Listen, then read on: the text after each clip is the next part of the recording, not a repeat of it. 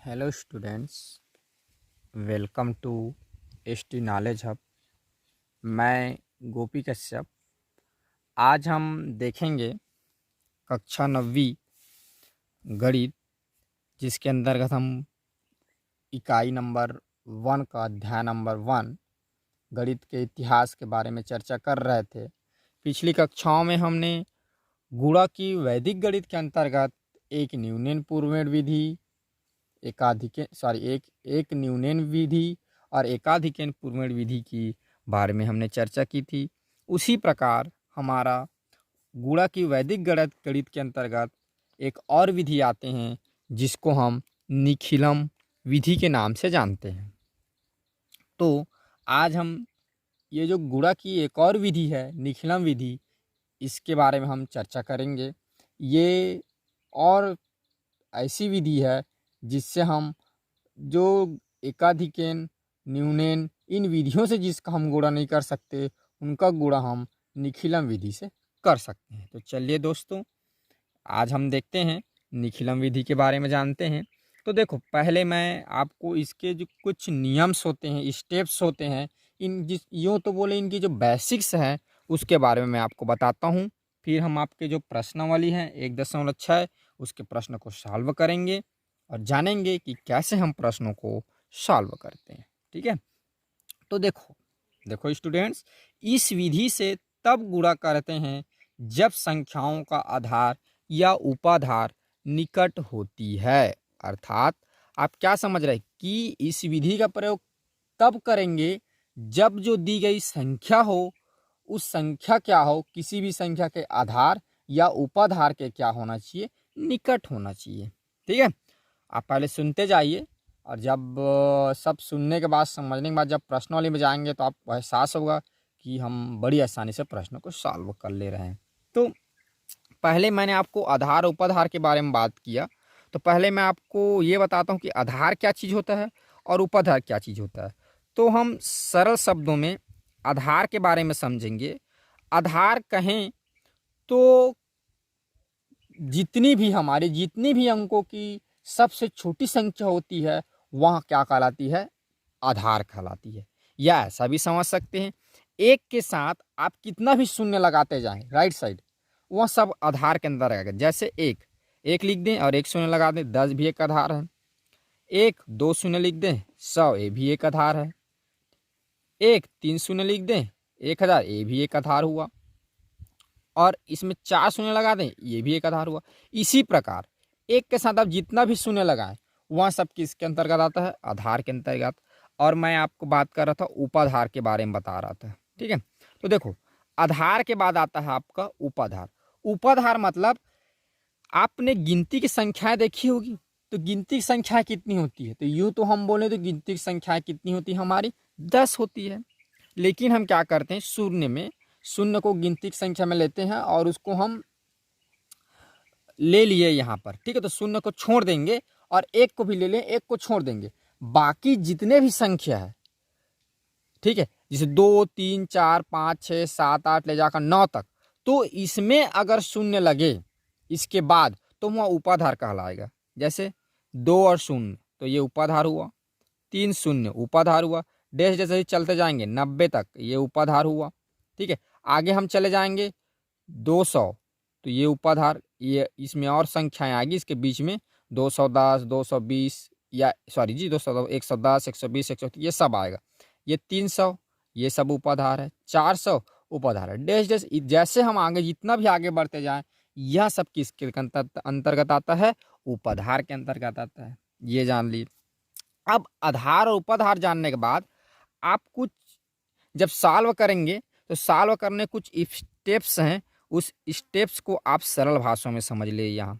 ठीक है, तो पहला स्टेप क्या रहेगा, जब हम प्रश्न को सॉल्व करेंगे तो सर्वप्रथम 10 की घात के रूप में आधार ज्ञात करते हैं जो दी हुई संख्या के निकट हो। समझ रहे, मतलब जो संख्या दी रहेगी, तो जब हम इस प्रश्न को सॉल्व करेंगे तो सॉल्व करने में पहला हमारा क्या रहेगा, जो संख्या दी गई है, संख्या दी गई या दी गई संख्या का क्या करते हैं, पहले आधार ज्ञात करेंगे। ठीक है, आधार ज्ञात करेंगे, आधार ज्ञात करना है। ठीक है। सर्वप्रथम हम आधार ज्ञात करेंगे। अब दूसरा स्टेप हमारा क्या रहेगा, जैसे हम आधार ज्ञात कर लेंगे तो देखेंगे आधार बड़ी है कि हमारी दी गई संख्या बड़ी है, इन दोनों में कौन बड़ा है, इन दोनों में कौन बड़ा है। मान लिया जाए एक की स्थिति ऐसा है कि संख्या बड़ा हो, ठीक है, और आधार छोटा हो, ठीक है। तब क्या होगा, मान लिया जाए संख्या कहने का मतलब मान लो 12 है कोई संख्या, तो उसका आधार हम क्या लेंगे, 10 लेंगे। तो संख्या बड़ी हुई ना, आधार छोटी हुई, तब की स्थिति में हम क्या करेंगे, संख्या में क्या कर देंगे हम, जो ली गई जो आधार है उसको घटा देंगे, समझ रहे हैं, घटा देंगे। और घटाने के बाद जो भी बच जाएगा उसको हम धनात्मक चिन्ह के साथ, ठीक है, धनात्मक चिन्ह के साथ लिखेंगे, ठीक। यही स्टेप 2। तीसरा कार्य क्या रहेगा, मान लो हम कोई संख्या लिए, ठीक है, और संख्या छोटी हो जाए आधार से, माने मान लो 9 संख्या लिए तो उसका आधार क्या आएगा, 10 आएगा, तो 9 छोटी हुई ना आधार से। तब की स्थिति में हम क्या करते हैं, आधार से उस संख्या को घटाते हैं।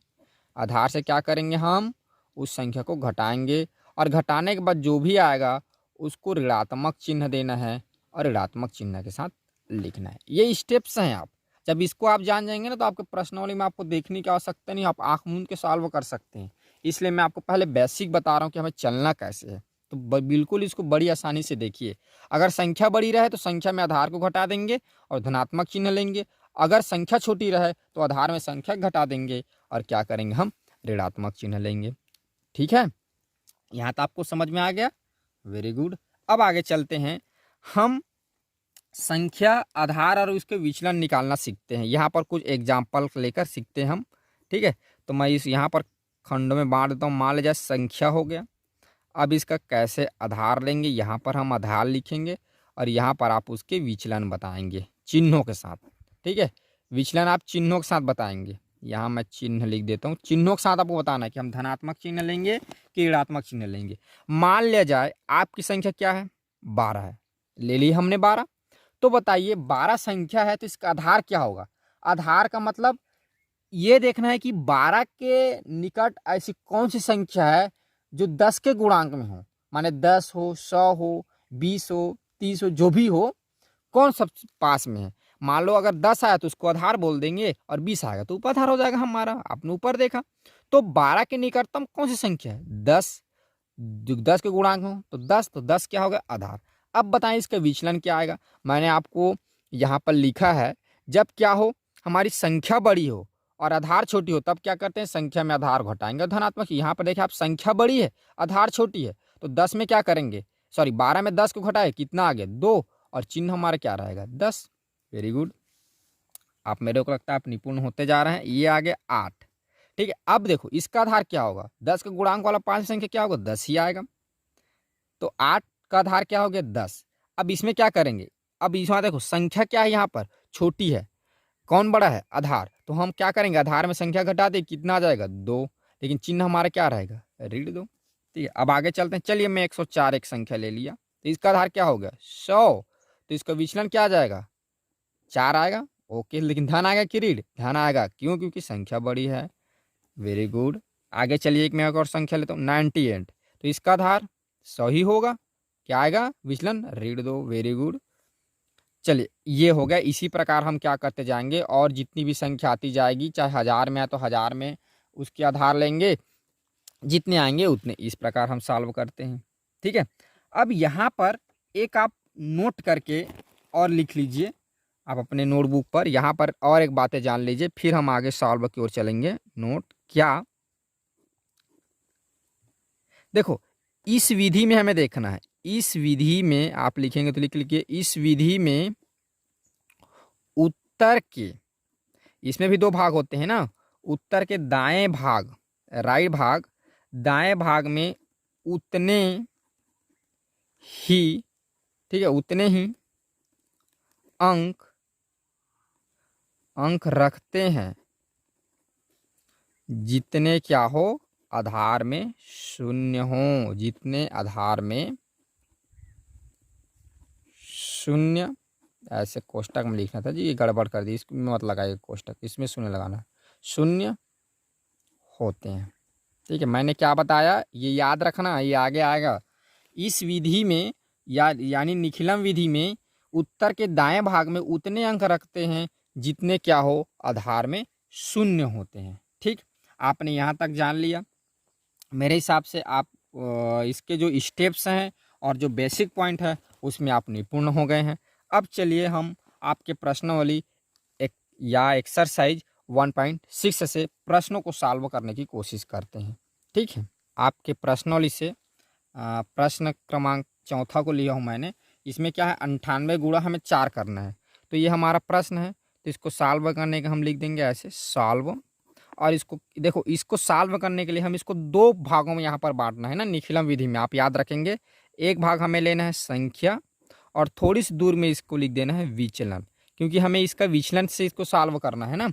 तो देखो, संख्या में क्या करेंगे, आप संख्या को रखिए बस। 98 इंटू 94 आपका संख्या, ये यहाँ पर सीधी लाइन खींचते जाइए और इधर आपका जब विचलन निकलते जाएगा उसको आप लिखते जाएंगे। ठीक है, देखो पहले हमें इसमें जो कार्य करना है उसको इधर राइट साइड लिखना है। तो पहले क्या करना है, दोनों का पहले आधार देखना है। देखो 98 और 94 में आप बताइए ये किसके पास में है, दोनों संख्या 10 के गुणांक में 100 के पास में है।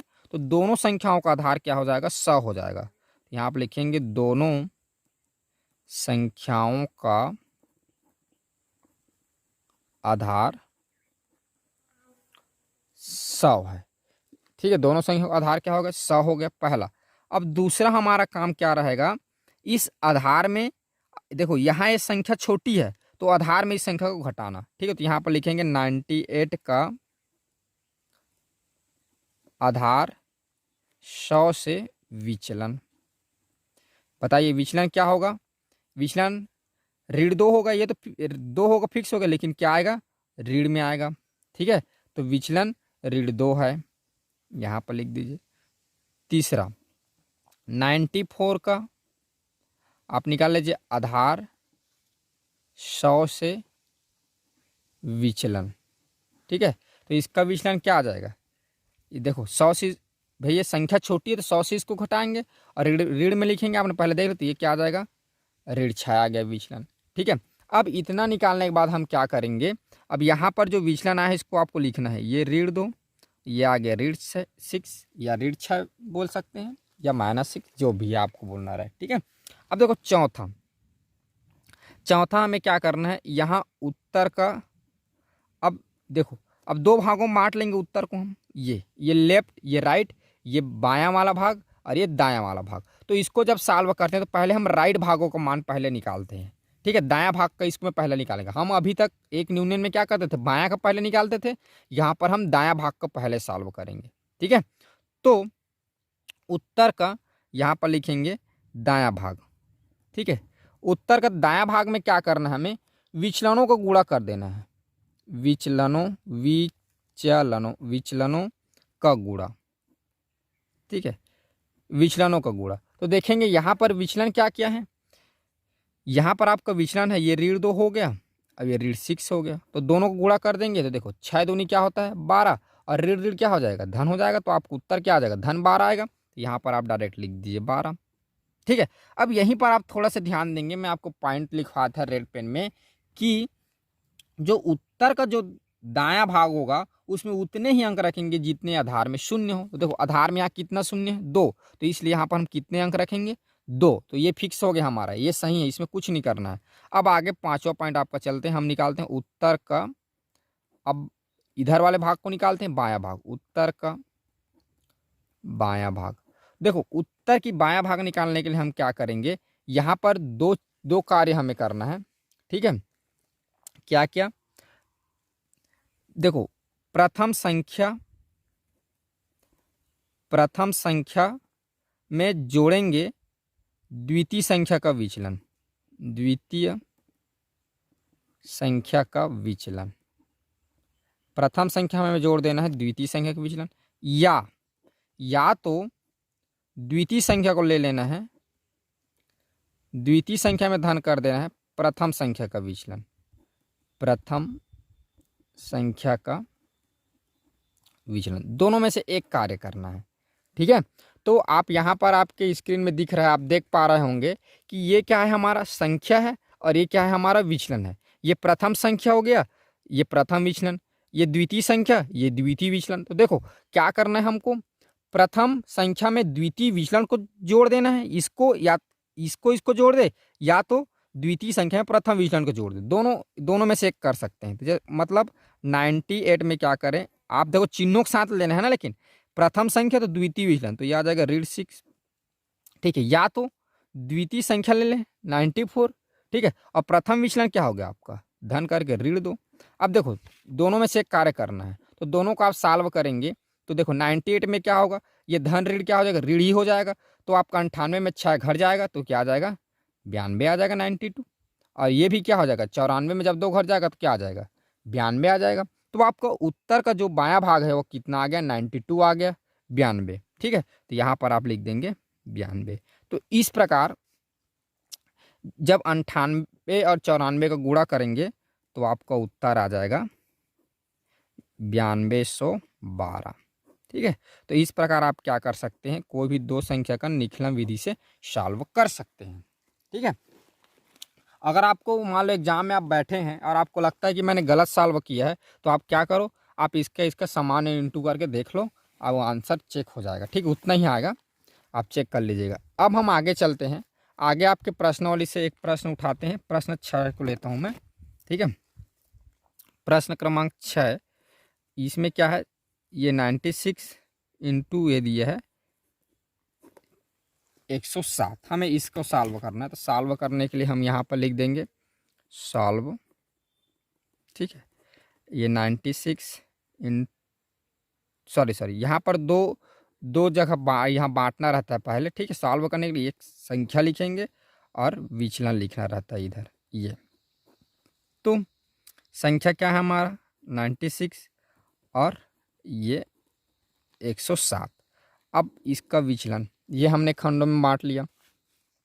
अब क्या करेंगे, जो भी कार्य करेंगे इधर लिखते जाना। पहला हमारा क्या कर, दोनों का संख्याओं का आधार देखना है, तो यहाँ पर लिखेंगे दोनों संख्याओं का, देखो पास में कौन सा आधार आएगा, 100 ही आएगा, दोनों संख्याओं का आधार 100 है, ठीक है। दोनों संख्याओं का आधार क्या निकल गया, 100।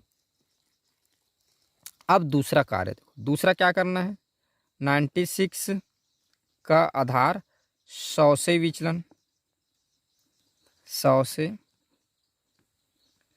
विचलन क्या आ जाएगा भाई, देखो यहाँ 100 से क्या है, कम है, तो 100 में घटाएंगे तो ये रह जाएगा ऋण क्या आ जाएगा 4, ठीक है।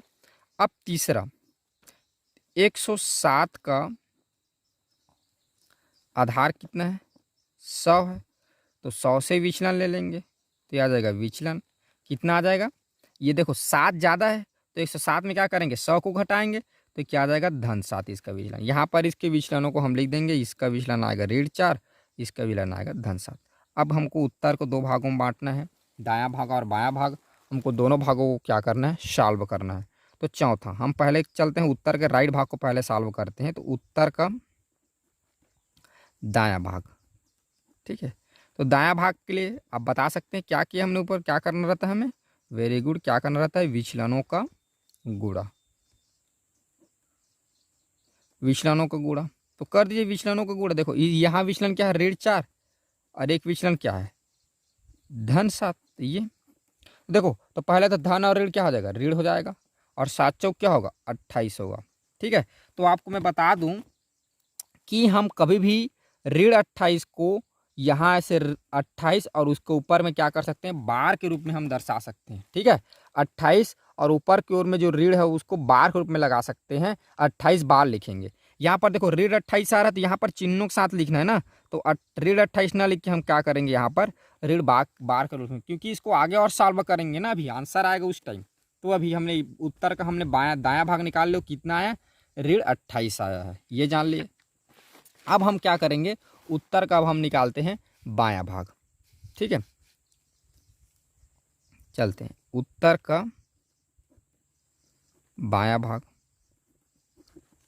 तो बताइए उत्तर के बायां भाग के लिए क्या करते हैं, क्या करते हैं जी,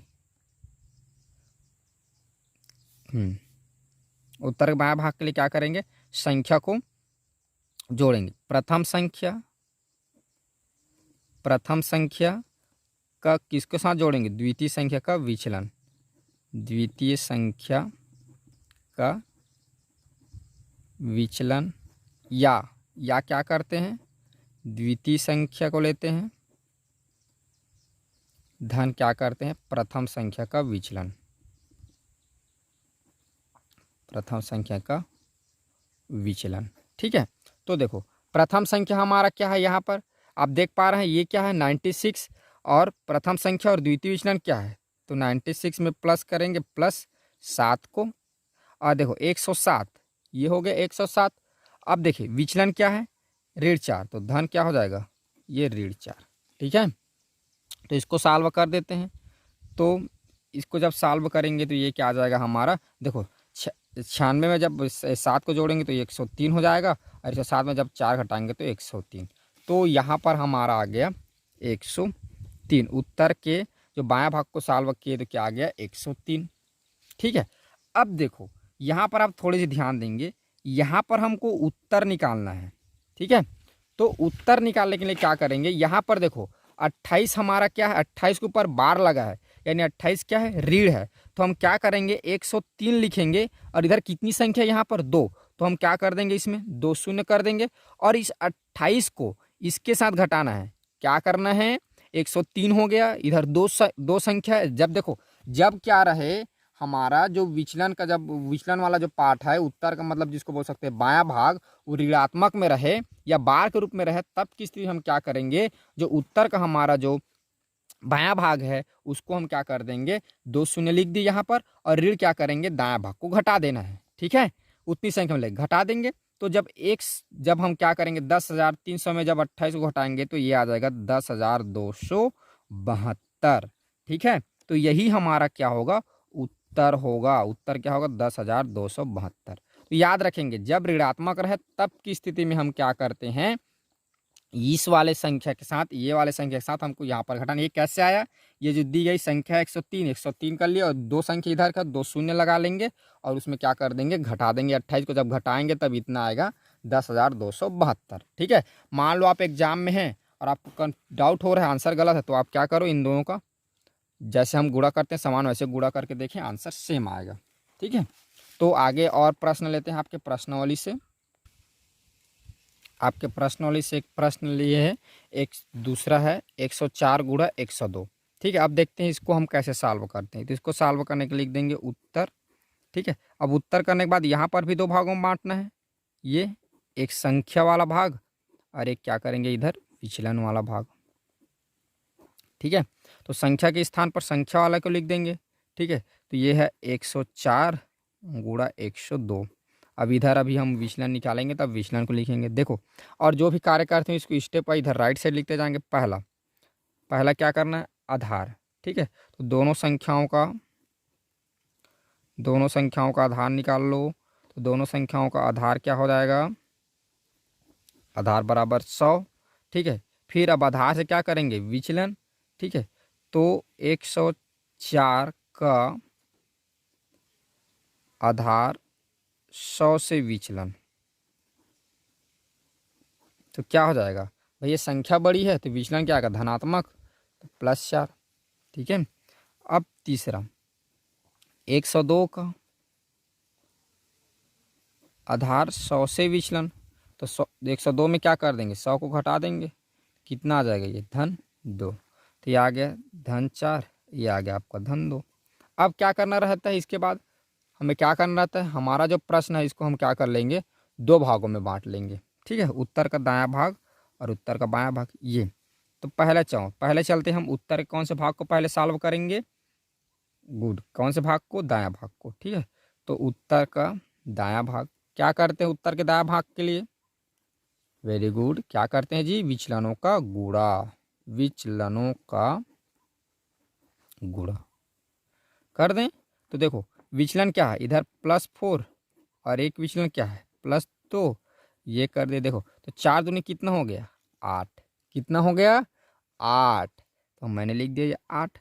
अब आप देखो यहीं पर थोड़ी सी एक कंडीशन आपको पहले मैं बताया था, उत्तर के दायां भाग में उतनी ही संख्या रखते हैं जितना क्या हो हमारे विचलन में हमारे जो आधार लिए हैं उसमें शून्य हो। तो हमारे आधार में शून्य कितना है, 1 2, आधार कितना लिए 100, तो आधार में कितने शून्य हैं, 2 शून्य है। यानी उत्तर के जो हमारा दायां भाग होगा उसमें कितना शून्य आना चाहिए, सॉरी कितना संख्या रहना चाहिए, 2 संख्या। लेकिन यहाँ पर 8 तो एक ही संख्या है, तो हम यहाँ पर क्या करेंगे, एक आगे शून्य लगाएंगे। हालांकि आपको लग रहा होगा आगे शून्य लगाते हैं कोई संख्या का तो संख्या निरर्थक हो जाता है, लेकिन यहाँ पर क्या होगा, जब इसके साथ बाएं भाग के साथ कंबाइन करके लिखेंगे तो वह अंक किस में आ जाएगा, सार्थक अंक में गिनती हो जाएगा शून्य। ठीक है, आप आगे देखेंगे तो पता चलेगी। ये शून्य लगाएंगे, यहाँ पर आप नोट करके लिखें, या तो स्टार करके जो भी है आप यहाँ पर लिखेंगे, दाएं भाग में 2 अंक रखना होगा।